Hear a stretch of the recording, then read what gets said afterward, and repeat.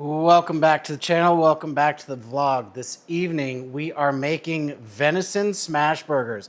So I got about 2 pounds of venison in there, and I've already got my onions chopped up. If you caught my last video, I did use my secret technique.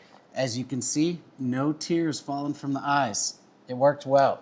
So go ahead and get this seasoned up. I just picked 2 fresh jalapenos from the garden. If you caught my last video as well, you'll see those striations in that jalapeno means it's gonna be hot. So we'll go ahead and get those chopped up, add it to the mix, and then I'll show you exactly what I use to season my venison burgers. I just got done cutting up one of the jalapenos and took the seeds out and just did a taste test on it, and damn, it is hot. So I'm gonna go ahead and save this one for another time. We're just going to go ahead and add 1 jalapeno into the mix, not 2. All right, we'll go ahead and add some of that hot jalapeno in there. All right, seasoning number 2, fresh cracked pepper. Third seasoning I like to add in is my absolute favorite. This is Holy Voodoo from Meat Church.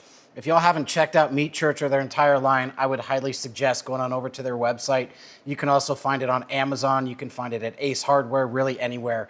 But again, Meat Church, Holy Voodoo, my absolute favorite seasoning in the kitchen. No, this video is not sponsored by Meat Church. Maybe one day, but my absolute favorite. They make fajita mix, all sorts of other mixes, so check them out.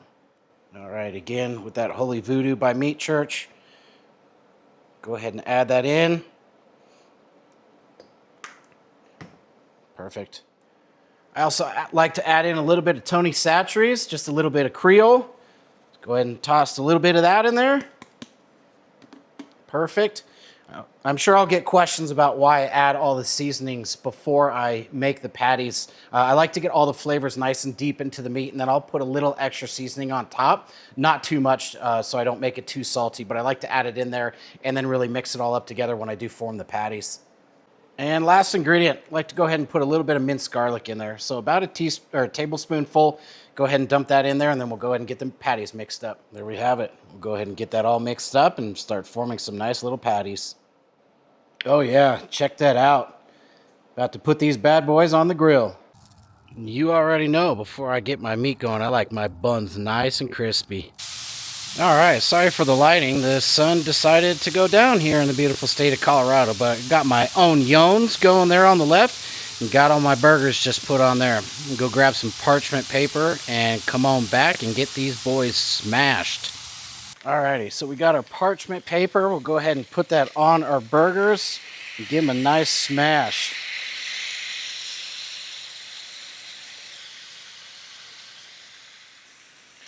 I'm a big fan of putting the onions right on top of the burgers and then putting the cheese on top of that. That way the cheese kind of acts as a binder and holds the onions and the burgers all together. So these are almost done. Once that cheese melts, we'll take you on inside and get a Thor approved taste test. There you have it. Looks like success. Go ahead and drop these on those toasty buns. Get a taste test. So a little bit of mayonnaise, some mustard. Got 3 kosher dills sliced up there. Got the burger and then a little bit of lettuce.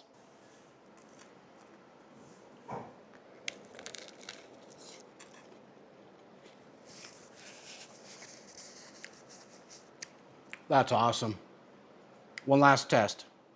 And the supervisor is begging for a taste test.